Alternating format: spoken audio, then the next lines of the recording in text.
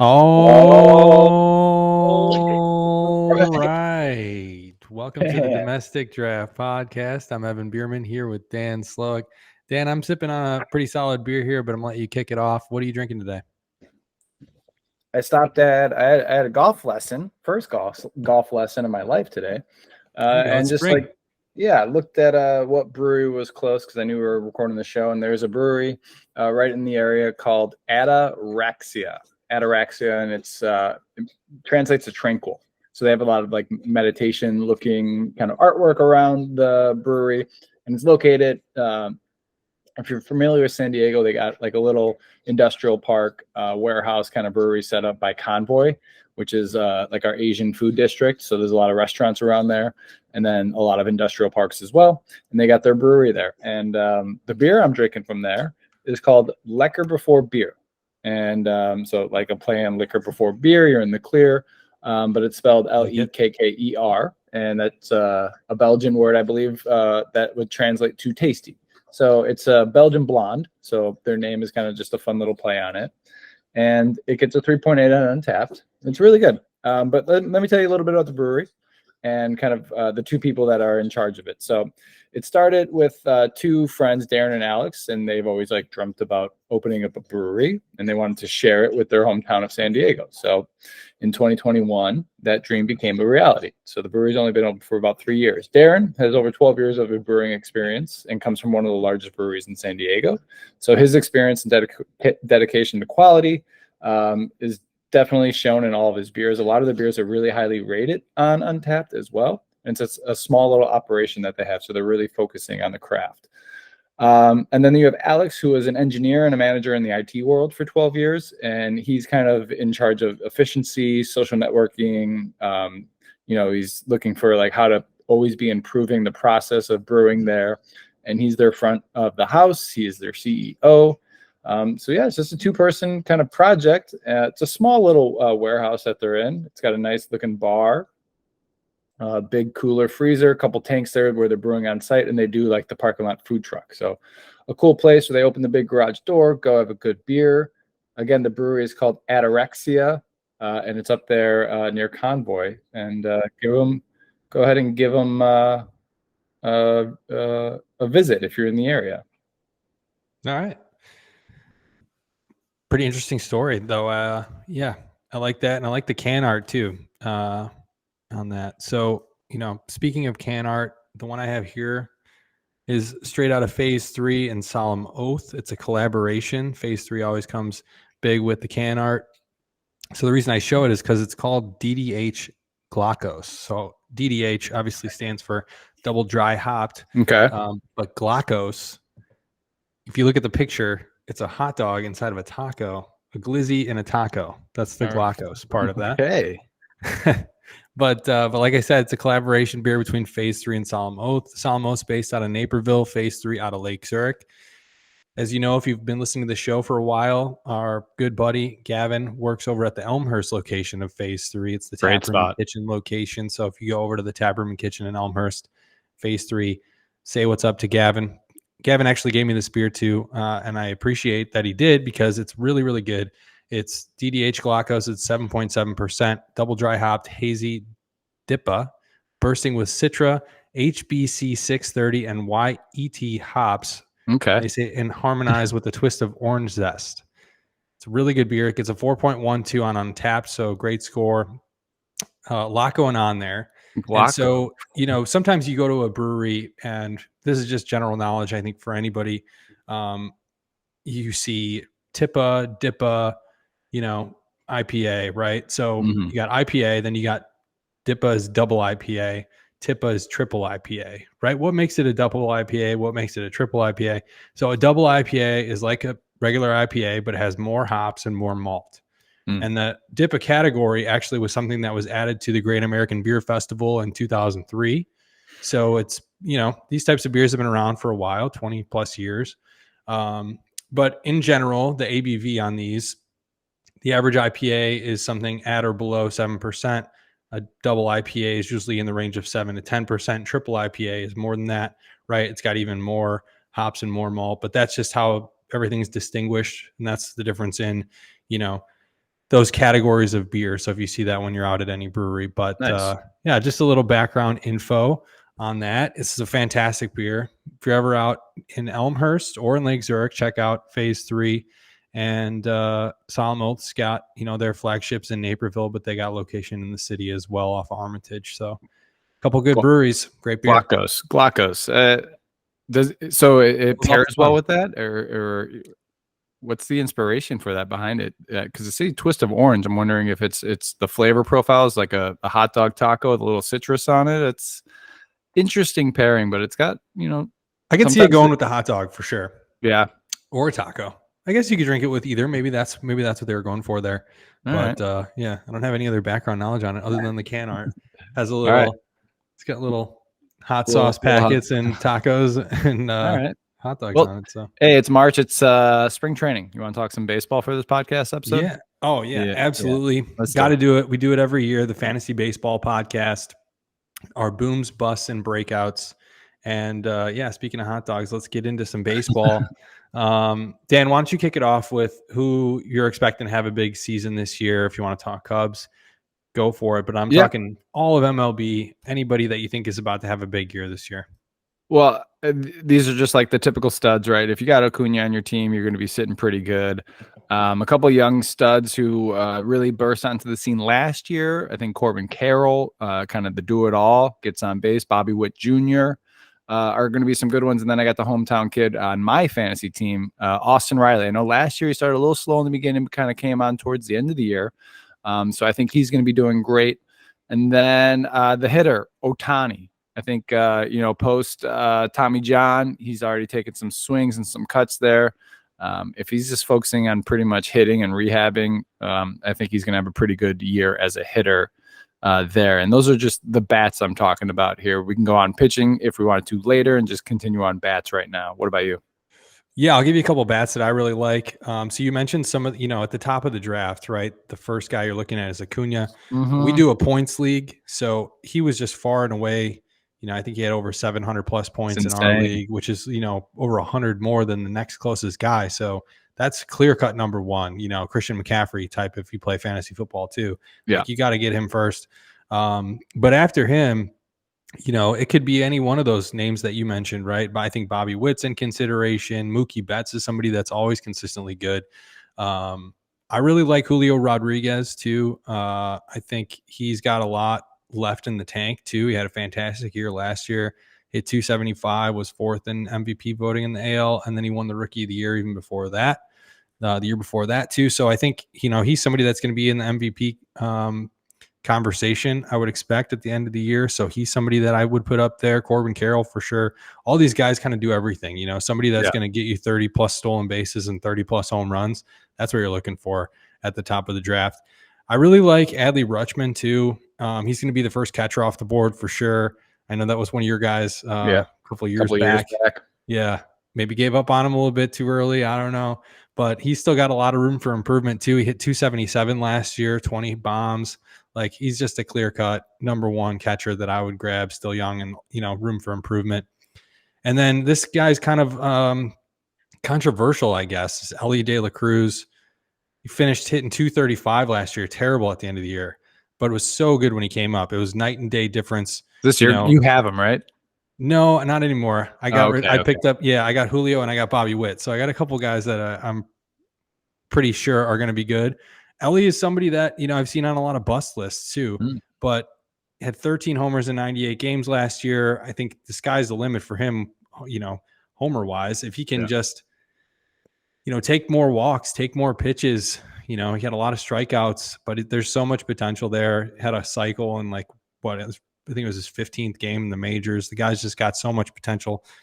There was one game he stole 3 bases and he burst on the scene. Yeah, just burst onto the scene. I think those types of players you don't want to fade. I can't see him, not figuring this out. So he's somebody that I really like and somebody that could be in that first round consideration next year that you can get in maybe the 5th round.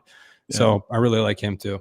Yeah, since he's got a lot of nice young talent, I mean, they're definitely building some things there with the young kids. And then you just, most of the players we talked about, it's just crazy how heavy and how stacked Atlanta is with that lineup. I mean, Acuna, Olsen, Riley, Albies, like those 4 players are like in the top 12 rankings usually of like and Michael hitters Harris to is really draft. good too.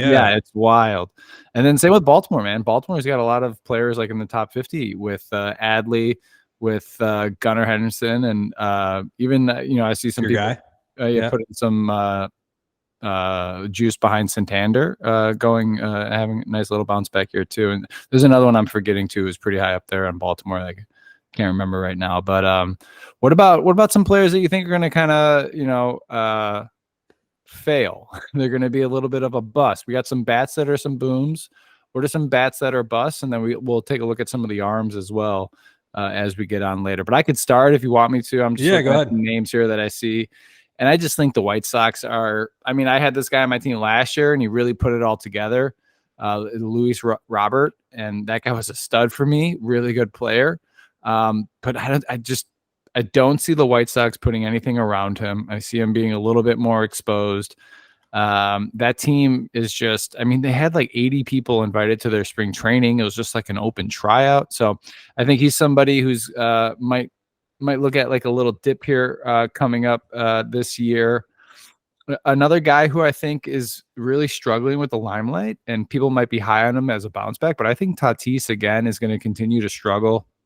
He seems to be very distracted with life outside of baseball, and a lot of the injuries, there's a lot of like secrecy around like what actually happened and how he like dislocated and broke his wrist. And I think he was like on a motor vehicle kind of thing like that. So not really taking himself seriously as a baseball player. So that really hurts him. And it's the Padres too. They kind of went all in. They got Juan Soto and now he's gone. And it's kind of like the air is coming out of the balloon a little bit and the team's feeling a little stale. So I think a lot of those players are going to definitely hurt there. And then, Vlad Guerrero, I think he was like one of the top hitters, and it's been a couple years since he was really that kind of, home run king and on a tear. And I think that's somebody who, up there in Toronto might not put it all together anymore. It's hard to keep a body type like his, functioning at 100% at all times when you're not completely in shape. What about you, man? Yeah, those are some big time names, players a couple years ago that you'd have been taken probably in the first round. Tatis, I think, is still up there. He's still somebody that people I can see it working out, right? Like he's just so physically gifted, that puts it all together. But I don't know, just my feeling with the distractions, right? A la like a little Javi Baez, man. That guy came and like so like burst onto the scene, so electric, one of the most fun players to watch. He's just in Detroit swinging at balls in the dirt. Yeah. So I got a couple names, like names that you'd probably see when you're going to draft and you're like, oh, this guy's decent. I know that name. He'll be, solid. Max Muncy is one that I think of and you're like, oh, this guy's got some pop. You see some power from him. 196 2 years ago. Last year he hit 212. Dodgers got so many good players. They can't afford somebody that's going to hit 200 in that lineup. So, if he gets playing time, I'm sure he will. He's going to probably be platooned. So you don't want a guy like that that's splitting time on your roster. So just don't buy the name with Max Muncy. And another name that I think is big that people are going to see and think, oh, this guy's prime for a bounce back is Tim Anderson. A couple years ago, he was hitting over 300. He did it consistently, 335, 322, 309, 301. And last year he hits 245. And now he's on Miami. Right, he was with the White Sox. Now he's going to be 31. He's with Miami. There was a small market for his services. His WAR last year was like negative. So, he's really looking for a bounce back, but he's in a bigger park and isn't a guy that's going to get you any home runs. He hit 1 last year, hit 6 the year before, only had 13 stolen bases. If they're not hitting home runs and they're not stealing bases and they're not hitting, 330, like you got to get him off your team. It's not somebody that I want because he's not going to give you any fantasy points. So those are a couple hitters that I'm not excited about for sure. Yeah. You got any sleeper names hitters hitting? Sleeper names for hitting. I'm just thinking. I think a guy I had in my roster last year that I was mulling over if I was going to keep him or not, or move on. I think he's going to have a really good year. It was hard. It was, and I told you to write it in pencil. Decision's not permanent yet, But I had CJ Adams, I think. What's his name? Abrams. Yeah. CJ Abrams of the Nationals, and that kid's a stud. That team though is a little tough. There's not a lot of protection around him, but he steals, he gets on base, he gets hits, and he's the shortstop of the future. He was one of the top prospects. So I think that kid, if you can get him in later, is going to be a really, really good player. Some other players. I had him as well too. He's ranked super low. He's ranked in like the 200s almost, but he had 47 stolen bases last year, like you said, and 18 home runs. So there's a lot of potential there, and that's somebody that at the end of the draft you can totally, I'd much rather bet on him than Tim Anderson. Yeah, that's another funny one too with Tim Anderson though. Like he's going to get a ton of plate appearances, but we'll see how he does there in Miami. Another guy that I remember seeing him last year, a couple of games against the Cubs. And I got a buddy out here who's from Boston too, Red Sox fan. I forget his first name, but his last name's like Cassis. It's their first baseman. Tristan Cassis. Yeah. Dude, that guy is enormous. He's a huge, huge specimen, and he's got just a bunch of power in that bat. So if you're just looking for someone that could just tee off, and he started to put it together there. I think I might have even picked him up for a couple weeks and streamed him on my team to where he was kind of figuring it out there and getting a little seasoning last year. So I think he could be somebody that could break out this year as well. I'm focusing on a lot of the younger players that could break out. I'm wondering and I'm curious if you got any players that maybe have a change of scenery that you think might be good for them. Because I got one more, and he's my boy, and I can talk about him now if you want me to. Yeah, go ahead. Yeah, it's Jared Kelenic. Is that how you say his name? Kelenic. I think I've drafted him for the last like 3 years out of Seattle. He's a Midwest guy, and he's had some flashes here and there. And last year, I think he started the season as one of the hottest hitters, and everyone's like, all right, he's figured it out. And he kind of faded and fizzled, and so did the Mariners for all intensive purposes. And now he's got a new team. I think he's on Atlanta, which just is like, I feel like anyone who goes to Atlanta is just going to be a good baseball player. That team, that franchise just has it figured out. They just win games. And I think it's good for him to get out of the team that drafted him, a lot of pressure, a lot of media that he was familiar with, and kind of just go out to Atlanta and just kind of have a reset. So that's my guy. I think if he's available in the later rounds, like the second or third, no, I'm kidding. If he's available later, I think I'm going to scoop that. He's ranked down there. Yeah, he's right about 202 with CJ Abrams. So kind of end of the draft, you can scoop him up for sure. A couple of sleepers I like. Young guy Evan Carter has looked really good in spring training. And if you look back at his numbers last year, he made some noise at the end of the year. And I feel like a lot of people, just didn't notice maybe with Texas. He's only 20 years old, came up for only 23 games last year. But he hit 306, 5 homers in 23 games. Like, that's really good. That's somebody that I would definitely be looking at. I think he's going to get a lot more playing time this year, especially if he continues to hit in spring training. If he starts up with the team and he's a starter on day one, he's a guy that you're definitely going to want to grab. And then I really like a bounce back from Anthony Rizzo. He's behind Judge and Soto in New York. Yeah, if he can stay healthy, which is a big if, right? He's had that back issue for years, but he's behind those two boppers, and those guys are going to get on base for sure. He's got the short porch in right as a lefty. Like, that's the dream park for a left-handed hitter. So I like Anthony Rizzo. If you need a first baseman, like, you can get him on the cheap towards the end of the draft too. So you can just leave that position open, scoop him at the end of the draft. I think you'll be all right. All right. You want to go and look at some pitchers? You want to talk about it? Yeah, let's see what we got. So I'll start off with some guys that I really like this year, pitching-wise. Tariq Skubal. Yeah. He was somebody that was really hot at the end of the year last year. And, like, if I think back to last year, we were talking about Justin Steele at this time and how he closed out, 2022 really, really strong. And you were betting on him to continue that in 2023. And he did. He was awesome all last year. So I really like Steele again this year, but I like Skubal because he closed out his last 8 starts in 2023. He had 7+ strikeouts in all 8 starts, 1.88 ERA, 66 strikeouts over those last 8 starts. Like, he's somebody that closed it out really strong. I would definitely be looking to grab him. I like Yuri Perez. He really hyped up rookie last year. Didn't get to start too many innings, but if we just let's look at his June starts. .32 ERA, .82 WHIP, 35 strikeouts, and only 28 innings pitched. He's a big time strikeout guy. I think he's going to get a longer leash this year. Miami was kind of keeping an eye on his innings as a rookie, but I think they're going to give him a lot more of a chance this year. And I like Bobby Miller too. He was somebody that I had on my team last year, 3.76 ERA over 124 innings. Again, he was a rookie last year. He's going to get more of a leash this year. They'll give him more innings, throw more at him, and that Dodgers team is just so good that I think you want anybody in that rotation because they're going to get you wins. And, if he pitches well, quality starts as well, he's going to get you a lot of points. Yeah.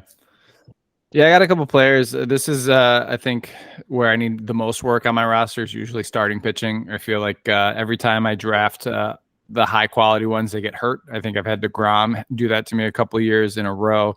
But some names that I like that I've had on my roster that I've had an eye on that I think are going to have a good year, not necessarily like the studs, but I really like Brian Wu from Seattle. I had him on my team last year, and they were really careful with him. He's like their top pitching prospect on the Mariners, and they were kind of treating him with gloves, where he was just absolutely dominating for like 4 and a third innings, and they just pull him because of pitch count. So I think, again, with some more seasoning, that's a name to watch for me.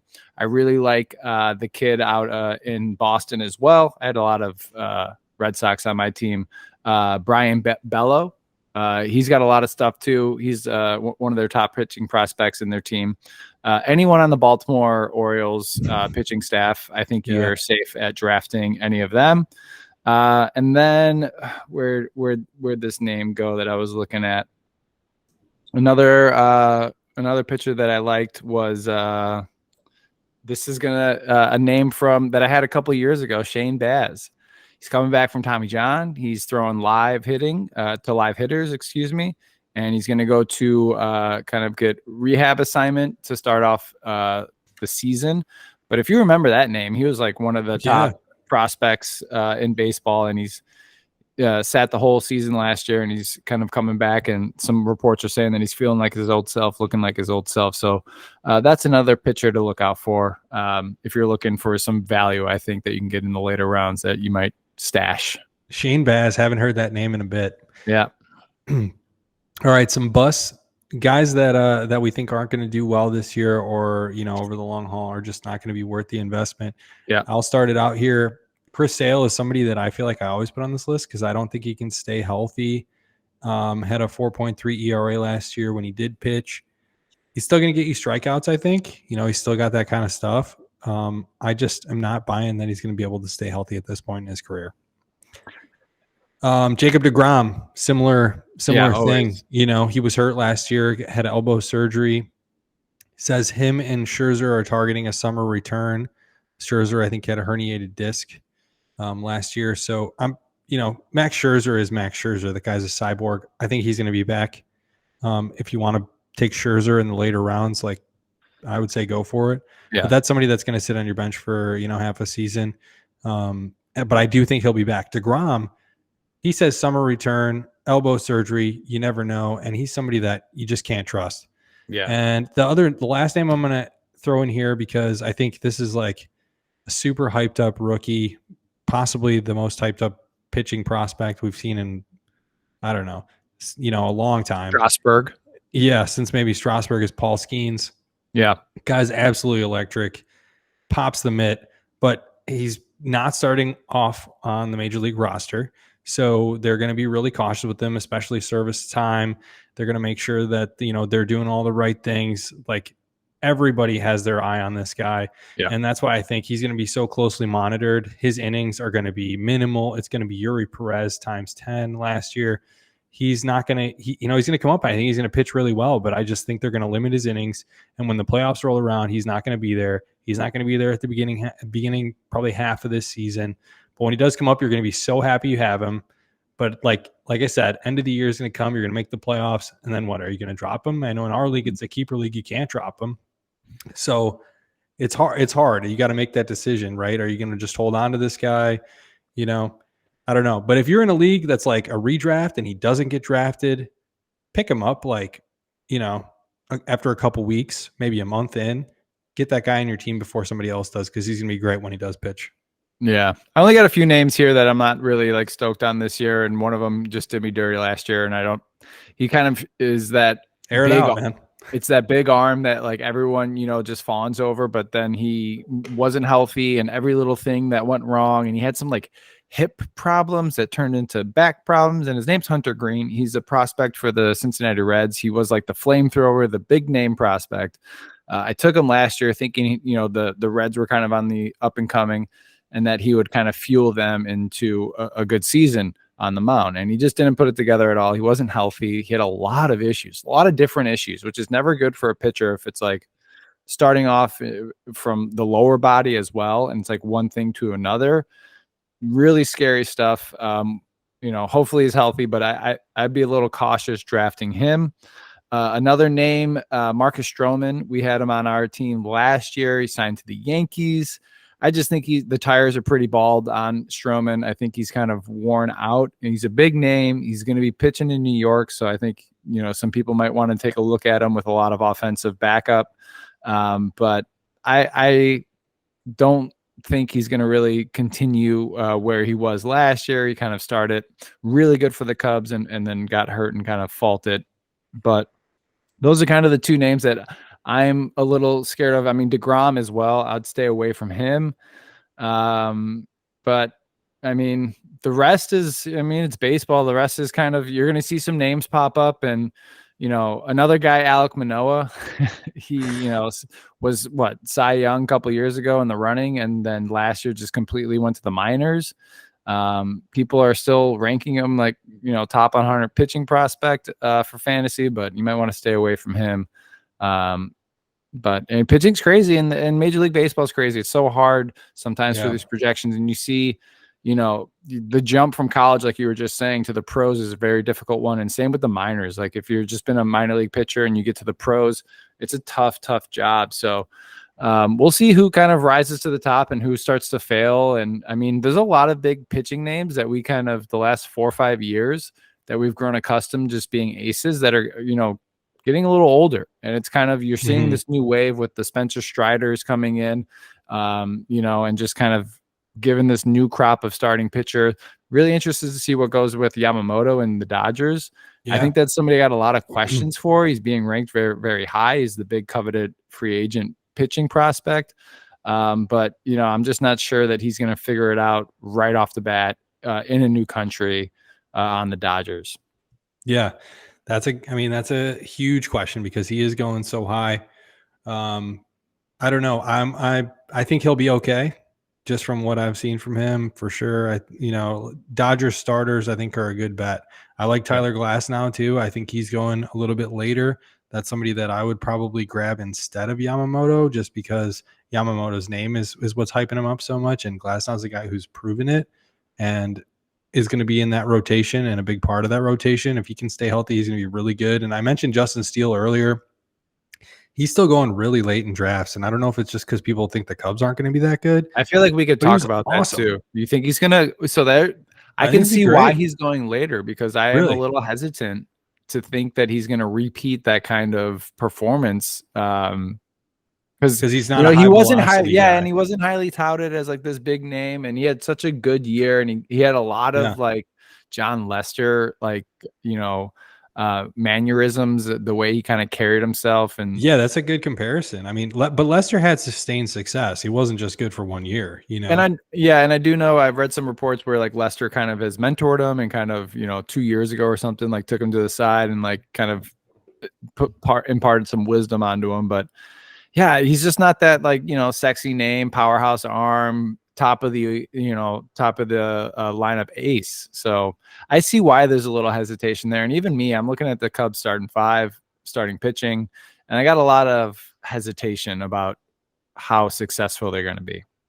Yeah, it's not the best rotation, and if you look at anybody compared to the Dodgers, they're terrible. Yeah. But I mean, you just can't compare them to anybody else. I think the NL Central, they stack up against everybody else now. With Corbin Burns being out of Milwaukee, it's Brandon Woodruff, Freddie Peralta. They got 2 front of the line kind of guys. And, what else? And the Cubs have Steele and, hopefully Imanaga is, pretty good. Be fun to watch. He'll be fun to watch for sure. I don't know that the Cardinals have a lot of big names anymore. The Pirates Arizona's have got a Mitch lot of fun Keller. young arms too. That Yeah. Fat is supposed to be somebody that a lot of people are high on, and Taj as well. So Yeah. I don't see them repeating the run they had last year though, that deep into the playoffs. That was something. Yeah. Yeah, I don't know. I'm still betting on Steele. I think he's going to be good. Then I know a couple other that we could just like focus on some Cub players, and I think that's what we know best, and then we could see what else we want to talk about. But I see a lot of hype for a good sleeper is Christopher Morel. A lot of people are writing about him, that he's going to maybe have like an everyday position, so he's going to give you a lot of value there with the number of at bats he's receiving, and he's showing some power. We know he's got the power if you're watching baseball on the north side. So it's interesting that he's getting some write-ups, and he might be somebody to look out for to put on your roster as somebody who's got some surprise power. I think somebody said this morning, right, in one of our group chats that he was predicted, just around 35 homers, just shy of 40 or something like that. That'll definitely play in fantasy. That'll yeah. be, I mean, that's fantastic.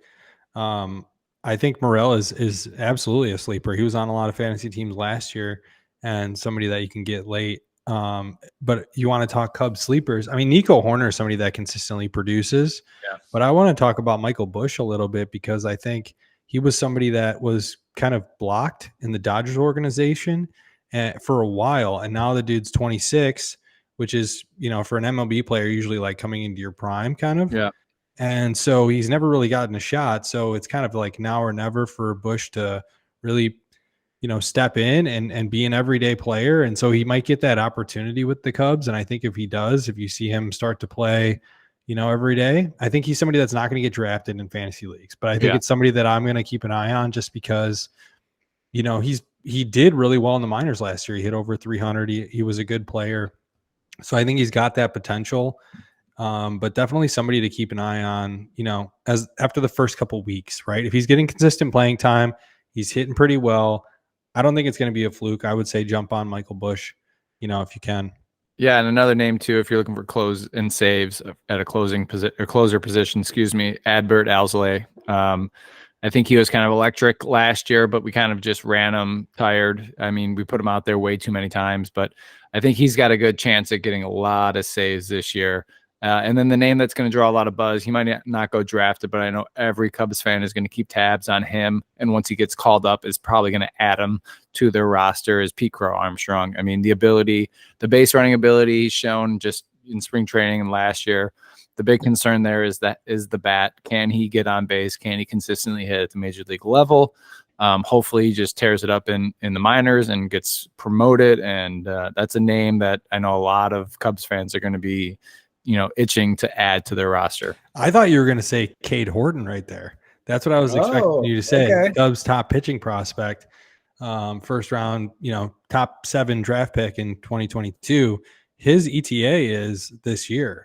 So he's going to come up at some point this year. I think, much like Skeens, he's going to be somebody that, I'm not going to compare him to Skeens, but he's going to be somebody that they're going to keep an eye on, right? And he's going to get a few innings. He's going to be a cup of coffee kind of year for this guy, but he's going to be awesome. I think he's the most hyped up Cubs pitching prospect since I don't even like who's the last Cubs pitching prospect. That was, Mark Pryor. We were super excited about Mark Pryor. Yeah. Yeah. Like how long has it been? So I think if you're a Cubs fan or you have a bunch of Cubs fans in your league, like you're going to want to grab him, before he gets the call because he's going to be gone for sure. And I think he's going to be great too. I'm expecting big things from him.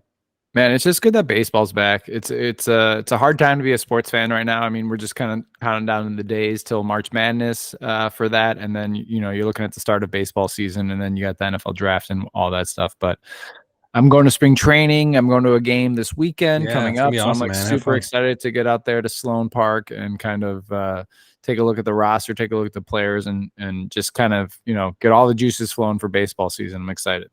Yeah, just being out on that lawn at Sloan Park, man, that just gets you in the mood for baseball. I think we're doing the Budweiser bleachers, so like just above the lawn, they have that little like patio area. We sat out there, I think, last time we were out there. Yeah, like 2020, right before the world ended. We were just like on that little patio watching the game. Yeah, yeah, that's a good spot. Pretty relaxed up there too. Yeah, so I like that up there. Good views. anywhere in that park. The place is awesome, and the weather always cooperated. It was always like it was so good every time we went. Clear skies, like 85 degrees. I swear, every time it was perfect. So have fun, man.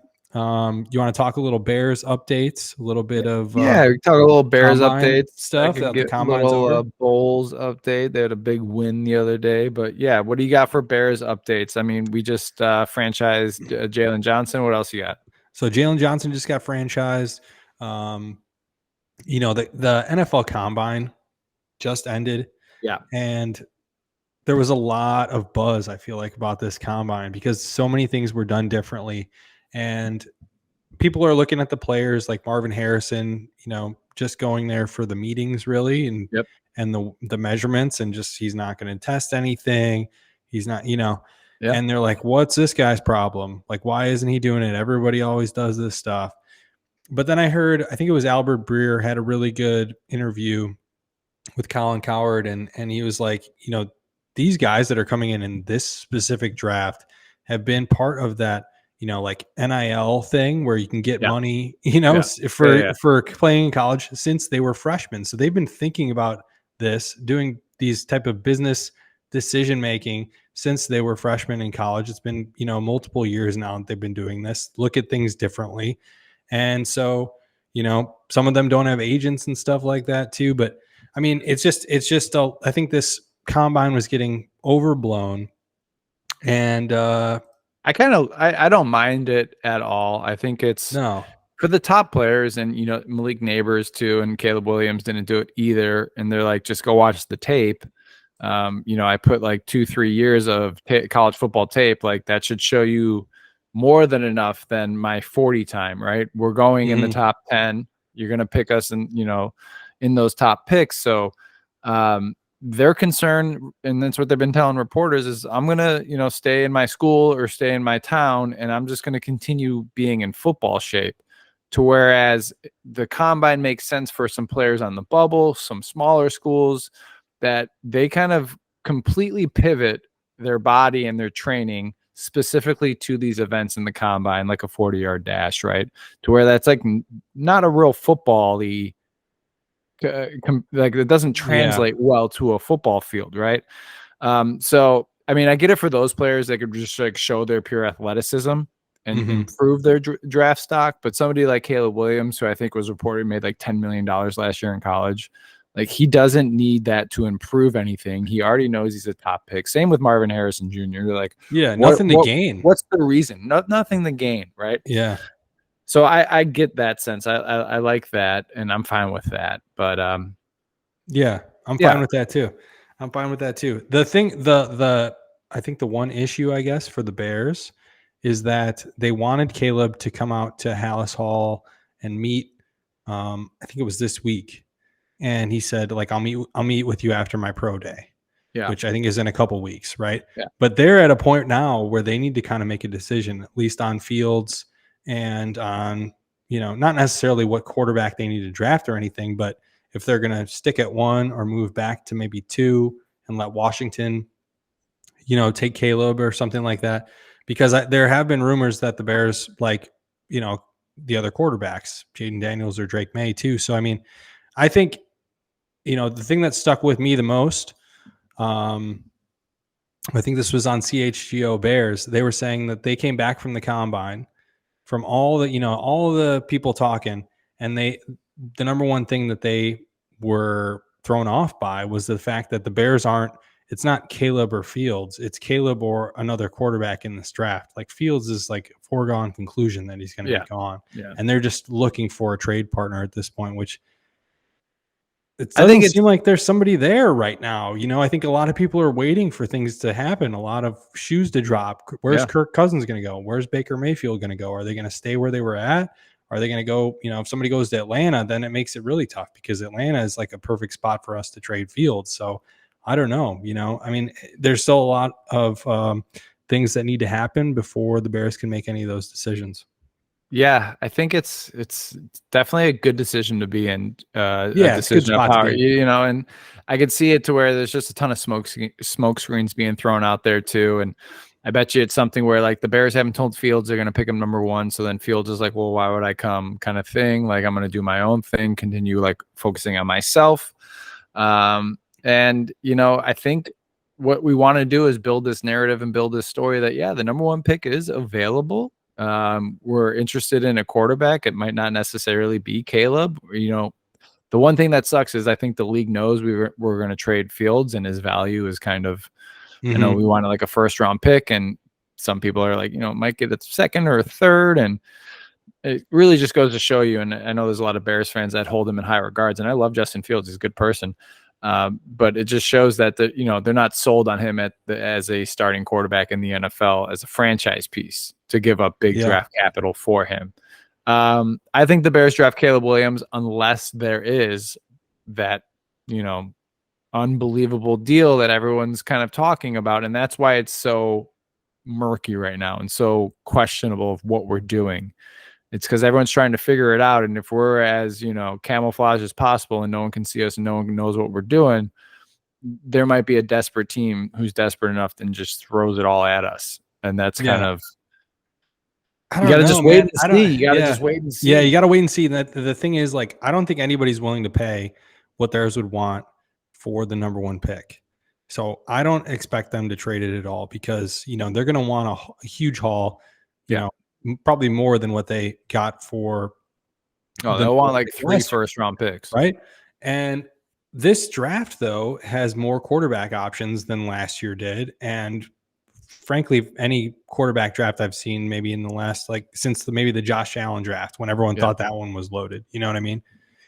And where Lamar Jackson went and Josh Allen and Josh Rosen was in the top 10 guy, and Baker Mayfield was in that draft. And there was a lot of people that were like, there's a lot of quarterbacks in this draft, and there were a couple in there maybe, but I think this one's going to be pretty similar to that. And I think people are just like, why am I going to give you a 2nd-round pick for Justin Fields? I could just take, like, you know, Penix or where else. And that's looked pretty good in college. And, you know, maybe, you know, Bo Nix, like those guys that are like, these guys could be pretty good. You know, it's not last year where it was like Will Levis and, you know, so I think that's hurting the Bears a little bit, but I do think they'll find a trade partner. I think Fields will get traded, and I still think Caleb's the guy.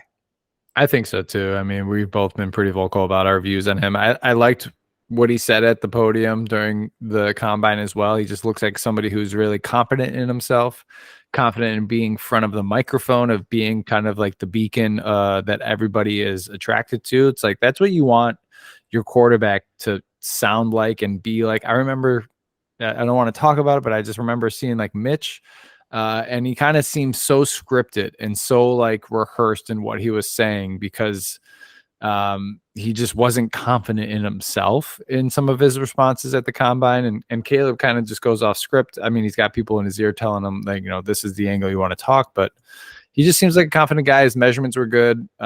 He says he like idolizes Aaron Rodgers, and a lot of Bears fans are like, this guy can't be a fucking Bear. He likes Aaron Rodgers, and he compares himself to Aaron Rodgers. I'm like, dude, if we get Aaron Rodgers in a Bears uniform, like, that's amazing. We'll have a quarterback for the next 15 years. You kidding me? Yeah. All day you do that. For sure. Yeah. I'm excited about it. So other Bears move, they made a trade for Ryan Bates. He's an offensive lineman. I think he only started in a couple games last year, and he started at center. The Bears have an obvious hole at center.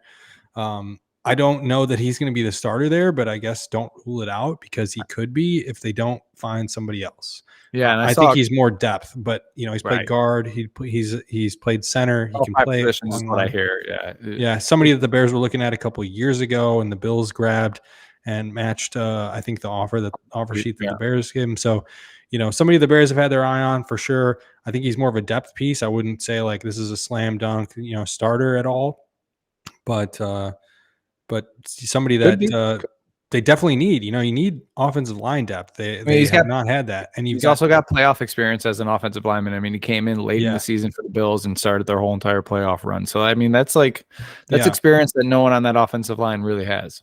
Yeah, and Tevin Jenkins is hurt all the time, so you need somebody that can do every role too. It's just a smart signing, right? You just draft a veteran who could play any position on that offensive line, and you just got him. And injuries happen all the time in the NFL, and you got somebody you're confident in who's got experience.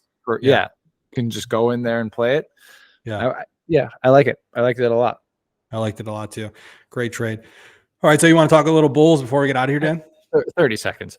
Right. They played a game. I think it was 2 nights ago. It might have been last night against the Sacramento Kings. And they were down by 20, I think, in the third quarter. And it was another one of these games where like just the Bulls are going to blow it. They're, this whole season just sucks, and it still does. But the glimmering hope and the fun reason to watch the team is the ascension of Kobe White, and then also the rise of Dosunmu. Those two players in and of itself, if you're watching a game, just watch them. I mean, Kobe had a career high 37 points. They came back. All the charts and graphs, right? It shows like the win percent chance throughout the game, and the Bulls like had no positive win percent chance to win that game until there was like 30 seconds left, to where they had their first kind of lead. It was just a really fun game to watch. It's fun to see your team fight and claw back and win the game without Zach LaVine, without Lonzo Ball, without Torrey Craig, without Pat Williams. They're kind of scrapping it together, and they're finding Julian Phillips had some good minutes. They're playing Onuralp Batum, who they got this Tell me year. about Onuralp Batum, because this sounds like a guy that I would really like, Dan. Yeah, he's out of the EuroLeague. He's from Turkey. He was the Turkish League dunk champion, so he's like a really athletic player. But he also, his first game, I think he was 2 for 2 from the 3-point line. So he came in cold. He hasn't played all year, really, just in the G League, back and forth. And Donovan put him in there, and he made his first 2 threes, and everyone's like, finally, like somebody who can kind of just stretch the floor and like do their job. So he didn't have the best game last night. I think, coming back to earth a little bit, but he's an energetic player. He's somebody who is always trying his best. He's in the right place. He's making the right moves. He's cutting, he's flashing, right? So he's active, a la like an Andres Nocioni. He's just like all over the place. So it's a fun kind of player to watch and have on your team. Somebody who's going to just, rally the troops and get everyone kind of excited to just be on the floor and compete. The one player who's a role player, though. I mean, he's only 6'6". It looks like, not a guy. Yeah, this isn't a guy who's going to just like become an all-star or anything, but he's just a fun role player, who's tough. So I like watching him play. Javon Carter, that guy looks completely lost. I can care less if we give him minutes for the rest of the season. And Vucevic is just looking so slow. He's looking so slow. And Drummond had like a historic rebounding night not that long ago. Yeah. Well, the stat about Drummond is that, 20% of his rebounds is all offensive rebounds that are off of his own shots. So I think he's leading the league in rebounding his own shot, which is good for him for padding the stats and, up in your contract value. Look at this. Look at how many rebounds I got. It's like, you missed all those shots. Like, yeah. It was pretty funny. Last thing, there was a funny press conference. I don't know who asked the question, but Billy Donovan yesterday, they were just like asking, why are you, always, there's some number of games where the Bulls have come from behind and pushed it to overtime or the clutch games. And the person was like, so why are you always in these positions where you're behind? And Donovan was just like, we don't score. It's like, we have periods of time where we just don't score. And it's like, all right, that's the Bulls in a nutshell. Just like, don't score. Hey, open and honest. Yeah, well, that's it. That's it. That's been our show today. Thanks again for joining us. For Dan Slook, I'm Evan Bierman. You've been listening to the Domestic Draft Podcast. If you're listening on Spotify, don't forget to rate the show. You can find us on Twitter at Domestic Draft, on Instagram at Domestic Draft Podcast. Our website is domesticdraft.com, and you can watch the show on YouTube. Just search up Domestic Draft and drop us a subscription. Thanks again for listening. Cheers.